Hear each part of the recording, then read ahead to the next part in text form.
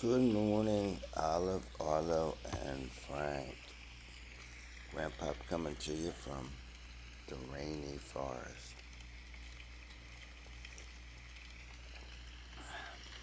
with a cup of tea.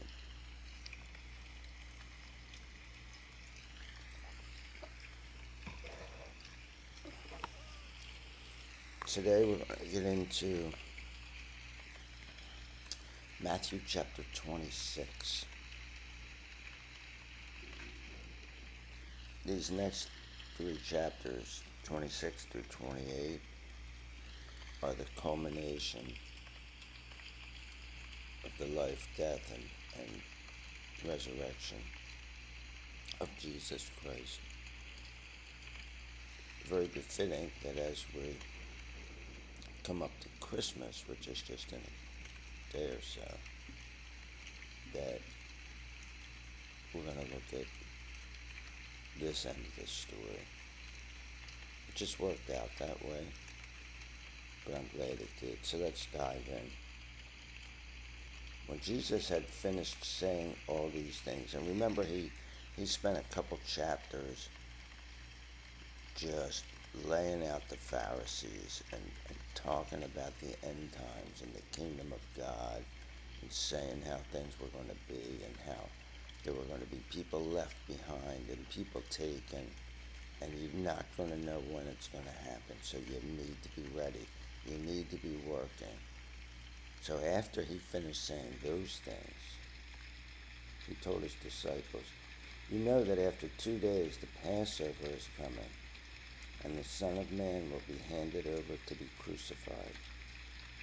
Then the chief priests and the elders of the people met together in the palace of the high priest, who was named Caiaphas.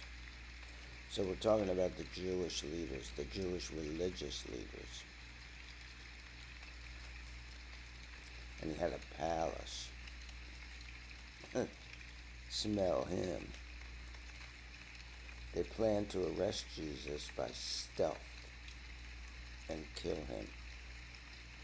But they said, not during the feast, so that there won't be a riot among the people. So the people didn't know exactly who he was, but they knew he was a major dude. They knew that Jesus was somebody to be listened to and that he had authority. So these people, the high priest and his minions,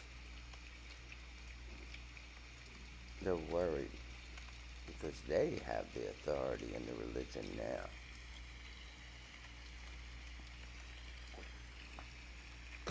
And remember what Jesus said about the guy with the leased out the farm, and then he sent all these people to collect the lease fee, and they killed him, and so he said, well, I'm going to send my son, they'll respect him, and they killed him. So that's what's playing out here. That was a prophecy that this was going to happen.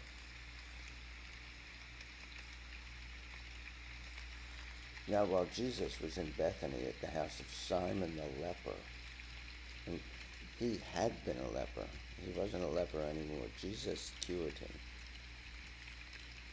A woman came to him with an alabaster jar of expensive perfumed oil, and she poured it on his head as he was at the table.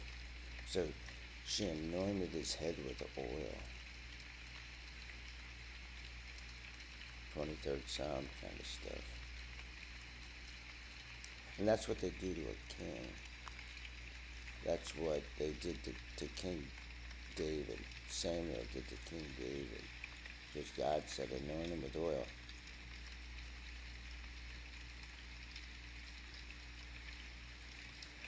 When the disciples saw this, they became indignant and said, why this waste?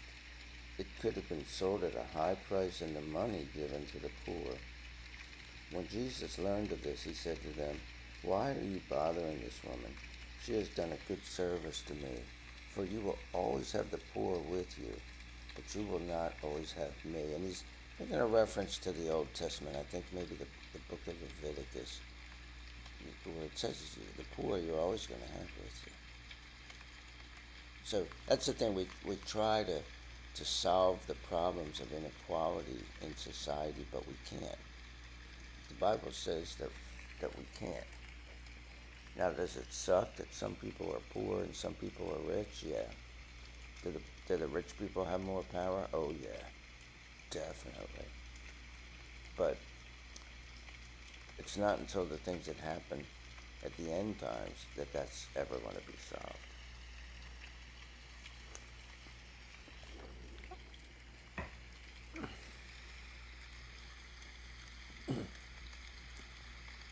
When she poured this oil on my body, she did it to prepare me for burial. I tell you the truth, wherever this gospel is proclaimed in the whole world, what she has done will also be told in memory of her. And it's a self-fulfilling prophecy. The fact that this was written down and you're reading it right now means that you know the story. So Jesus was right, but you know what? He's always right. Then one of the 12, the one named Judas Iscariot, went to the chief priests and said, "What will you give me to betray him into your hands?" So they set out 30 silver coins for him. From that time on, Judas began looking for an opportunity to betray him. And he had said, one of us will betray me. And they all said, no, it's not going to be me. But to a certain extent, they all betray him.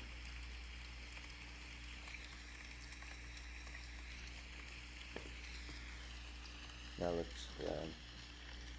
let's look as they start to celebrate the Passover. And I'm not going to talk about the Passover right here, but it's been celebrated for like 4,000 years.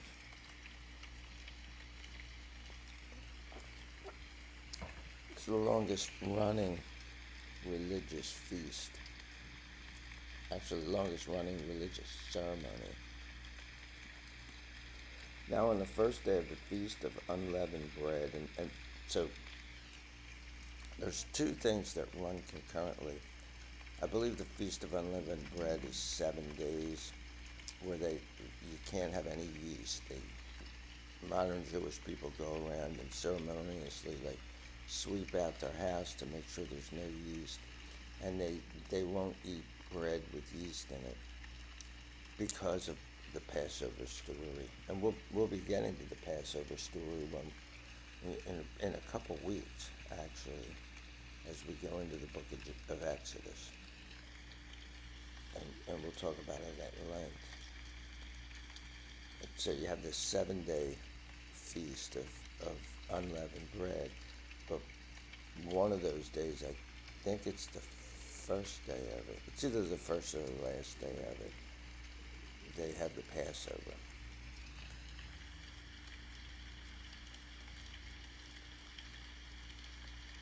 I could be completely wrong about the Feast of Unleavened Bread. It may be less than 7 days. On the first day of the Feast of Unleavened Bread, the disciples came to Jesus and said, "Where do you want us to prepare for you to eat the Passover?" He said, "Go into the city to a certain man and tell him, 'The teacher says, my time is near. I will observe the Passover with my disciples at your house.'" So the disciples did as Jesus had instructed them, and they prepared the Passover. When it was evening, he took his place at the table with the 12. And while they were eating, he said, "I tell you the truth." So now, actually he hadn't said this already. He's saying it now. "One of you will betray me." They became greatly distressed, and each one began to say to him, "Surely not I, Lord." He answered, "The one who has dipped his hand into the bowl with me will betray me. The Son of Man will go as it is written about him. But woe to that man by whom the Son of Man is betrayed. It would be better for him if he had never been born." Then Judas, the one who would betray him, said, "Surely not I, Rabbi." And Jesus replied, "You have said it yourself." So even with this, he still betrays him.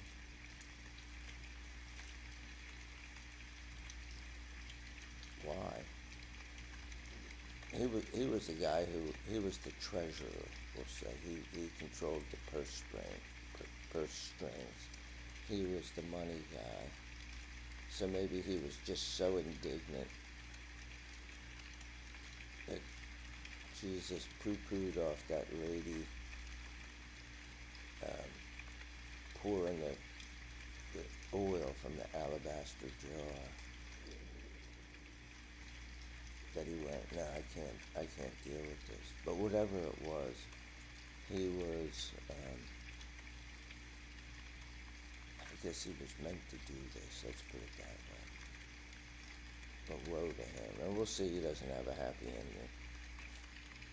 While they were eating, Jesus took bread, and after giving thanks, he broke it, gave it to his disciples, and said, "Take, eat, this is my body." And after taking the cup and giving thanks, he gave it to them, saying, "Drink from it, all of you, for this is my blood, the blood of the covenant that is poured out for many for the forgiveness of sins." And he's not saying this is actually my body. He's saying this represents my body.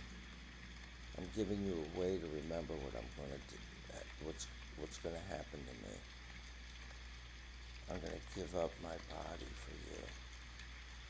I'm going to give up my blood for you so you can be saved.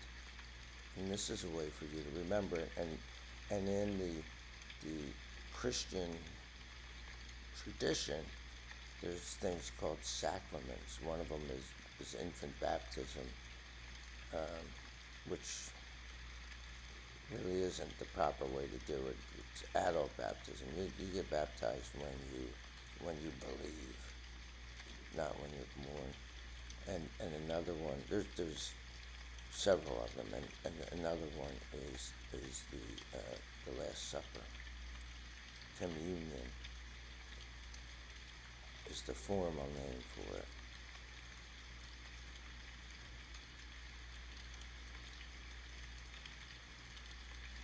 I tell you, from now on I will not drink of this fruit of the vine until that day when I drink it new with you in my Father's house. He's talking about being in heaven. We're going to be together in heaven. Those of us that are there are going to be together in heaven. And if you know anything about your grandpa, I like beer. I mean, I'll drink wine. There are some wines I like somewhat, but I'm not like a wino. But I'll switch from beer to wine at this feast. Trust me. After singing a hymn, they went out to the Mount of Olives. So they were probably singing something from the Psalms.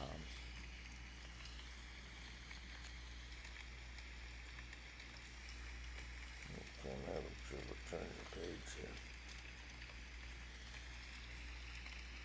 Then Jesus said to them, "This night you will all fall away because of me. For it is written, I will strike the shepherd, and the sheep of the flock will be scattered."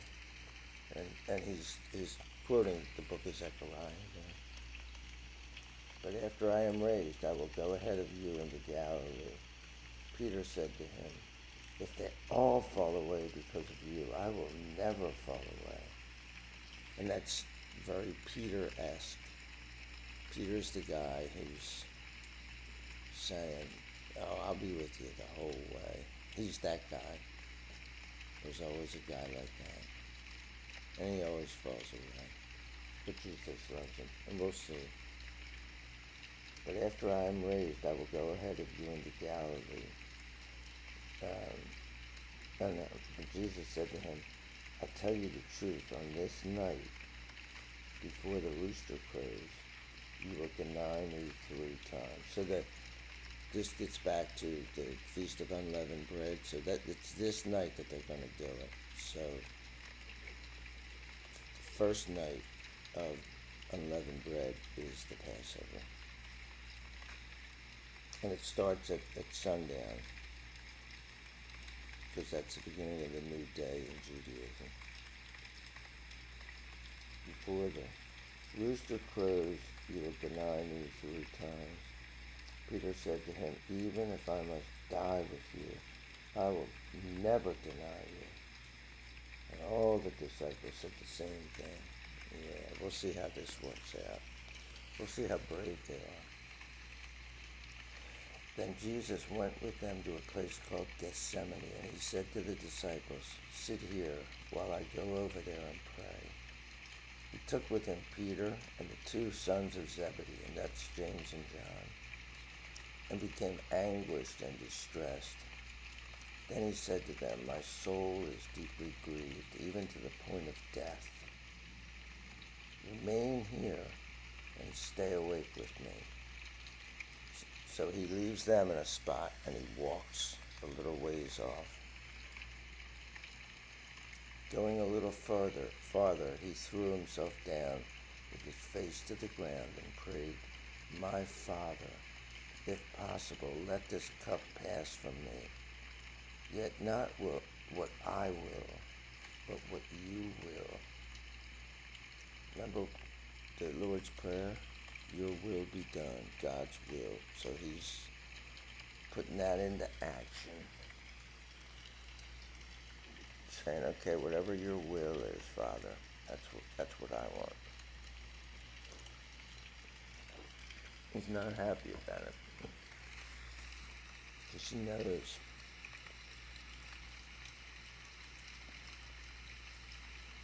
Then he came to his disciples and found them sleeping, and he said to them, stay awake a little. He said to Peter, so couldn't you stay awake with me for 1 hour? Stay awake and pray that you will not fall into temptation.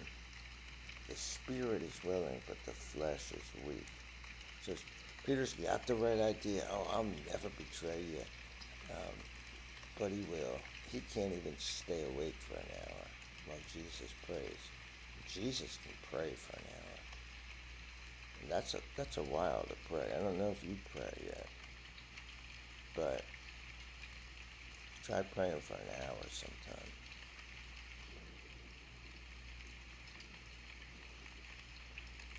He went away a second time and prayed, my Father, if this cup cannot be taken away unless I drink it, your will must be done. And this cup he's talking about is being nailed up to a cross and killed, tortured and killed.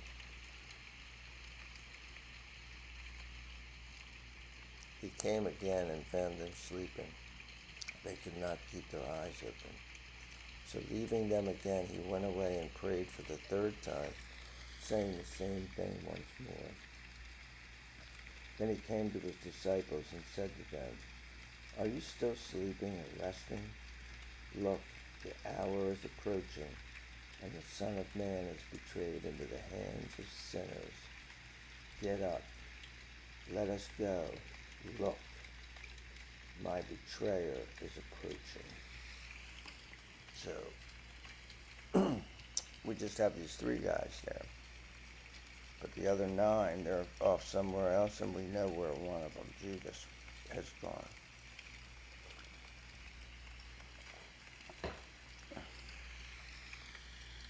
While he was still speaking, Judas, one of the 12, arrived. With him was a large crowd armed with swords and clubs, sent by the chief priests and elders of the people. And so these are not Roman soldiers. These are guards from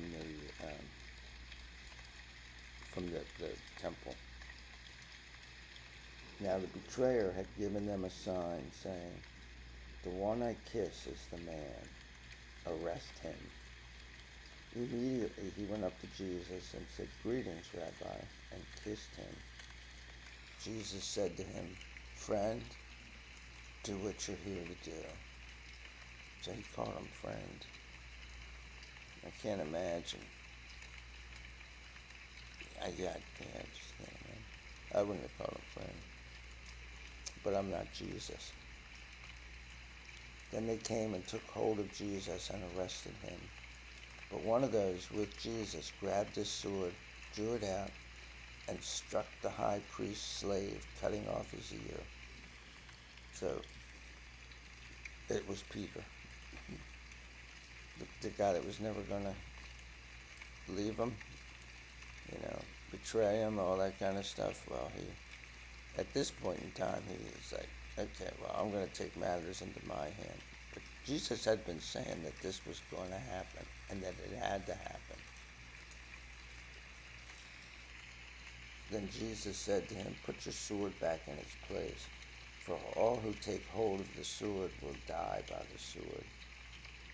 Or do you think that I cannot call on my Father and that he would send me more than 12 legions of angels?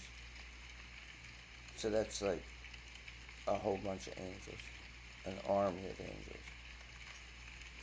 Right now, how then would the scriptures that say it must happen this way be fulfilled? At that moment, Jesus said to the crowd, have you come out with swords and clubs to arrest me like you would an outlaw? Day after day I sat teaching in the temple courts, yet you did not arrest me. But this has happened so that the scriptures of the prophets will be fulfilled. Then all the disciples left him and fled. And one thing that's not mentioned here, right, each of the Gospels talks about this part of the story, and they all come from a little different perspective, but after Peter cuts this guy's ear off, Jesus actually picks it up off the ground, sticks it back on the guy, and heals him.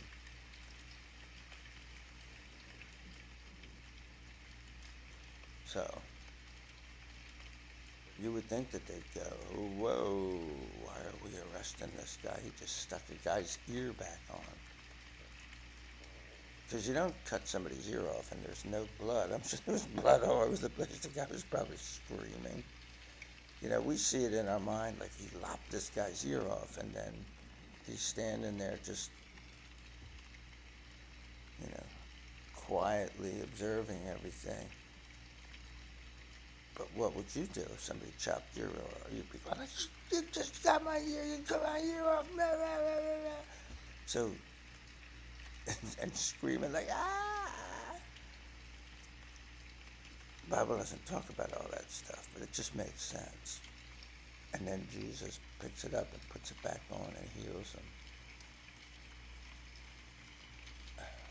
But they still arrest him, because that's what was supposed to happen. Now the ones who had arrested Jesus led him to Caiaphas, the high priest, in whose house the experts of the law and the elders had gathered. So now they're not in this palace, whatever this palace is. High priests are not supposed to have palaces. But religious people always do this. They try to get as much power for themselves as they can.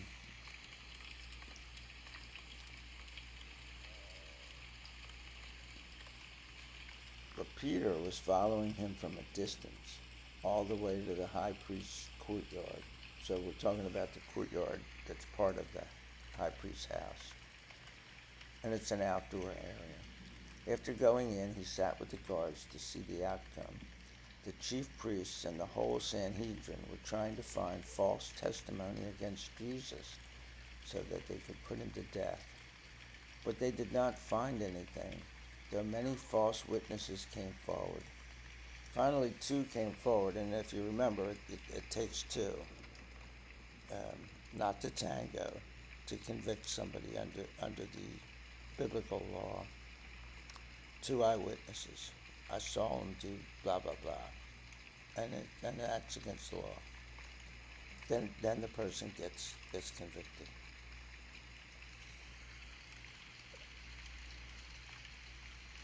This man said, I am able to destroy the temple of God and rebuild it in 3 days. And remember, that's not true. He said, destroy this temple and I'll rebuild it in 3 days. But he was talking about his body.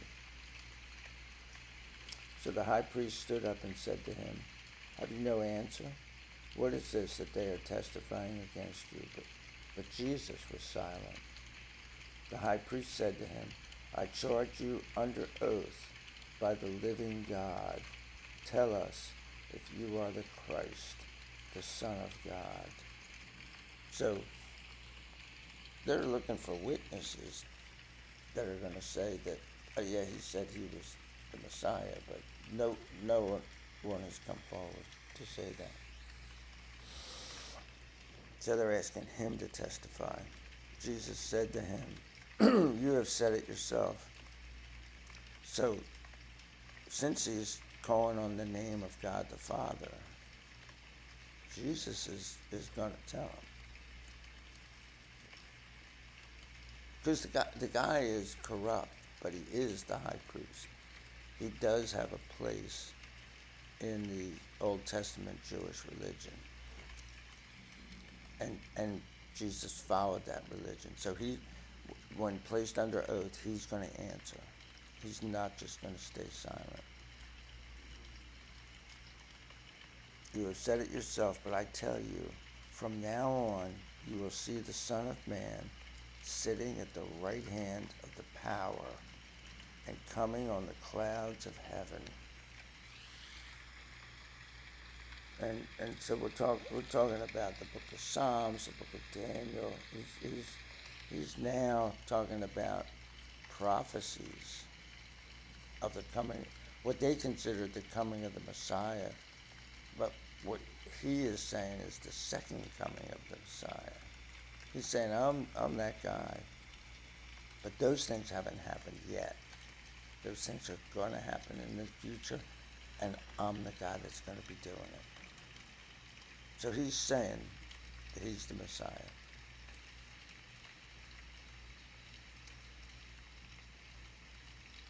Then the high priest tore his clothes. And that's something that you did when you were in mourning. You know, when you heard, bad news, like I tore his clothes. And declared, he has blasphemed. And blaspheme means that you're speaking against God. Why do we still need witnesses? Now you have heard the blasphemy. What is your verdict? They answered, he is guilty and deserves death. Then they spat in his face and struck him with their fists. And some slapped him, saying, prophesy for us, you Christ. Who hit you? So he's blindfolded and they're punching him and going, okay, what's my name? If you're the Messiah, what's my name? Who am I? Which one of us hit you? Now Peter was sitting outside in the courtyard. A slave girl came to him and said, you also were with Jesus the Galilean. Now Galileans had a different accent. So when they were in Jerusalem, people knew. It's just like, I live in the deep south now. Jacksonville is in the deep south. We have to drive an hour north to get to Georgia, to southern Georgia. So people here have a thick accent. If somebody from here goes up to Boston, people from Boston are going to go like, whoa, you're from the South. And same way here, people in different parts of Israel had different accents. You also were with Jesus the Galilean, but he denied it in front of them all. I don't know what you're talking about. So there's number one. He denied him one time. When he went out to the gateway, another slave girl saw him and said to the people there, this man was with Jesus the Nazarene. He denied it again with an oath. I do not know the man. Strike two.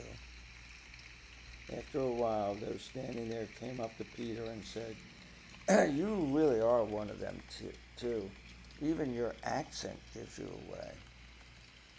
At, at that, he began to curse, and he swore with an oath. So he's swearing to God, I do not know the man. At that moment, a rooster crowed. Then Peter remembered what Jesus had said, Before the rooster crows, you will deny me 3 times. And he went outside and wept bitterly.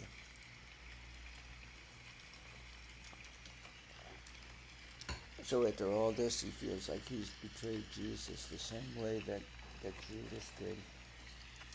And there are apocryphal stories about Peter that he would walk down the street, and after he passed, that believers would go like,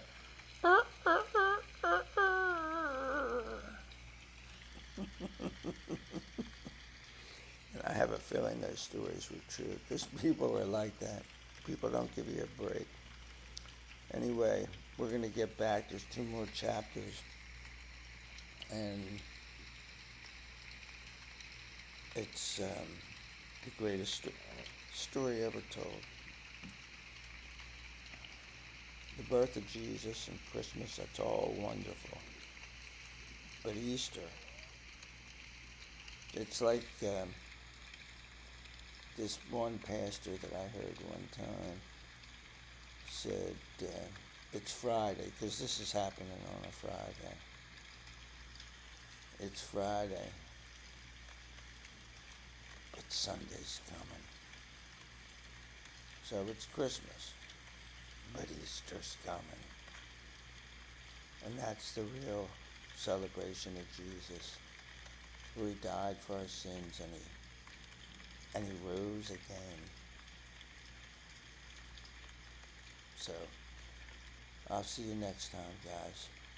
Merry Christmas. Peace out.